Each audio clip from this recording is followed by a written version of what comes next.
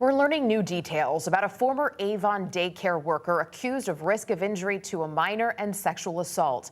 Thanks for staying with us here at 6:30. I'm Sarah Sanchez. And I'm Brent Harden. Giancarlos Barrios Otero was arrested after a staff member at BrightPath Avon Early Learning and Child Care Center reported him for inappropriate behavior with a child at the center this week. Fox 61's Solene Arif spoke with a concerned parent who sends her child there.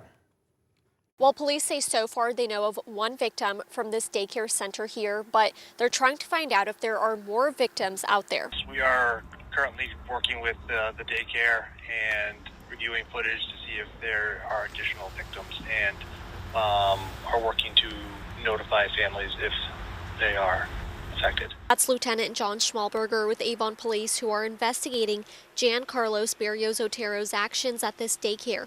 One parent whose child also goes here and wanted to remain anonymous says she's had multiple complaints against Barrios Otero's and was complaining to the company as recent as 2 weeks ago. The daycare staff not being attentive towards children. Also, they were being very rude, especially this particular Jan. He was very rude with children. She says on top of that, she would do surprise visits at the daycare and was disturbed by several things she saw. He was attentive and he was going into their restrooms and changing their diapers and all.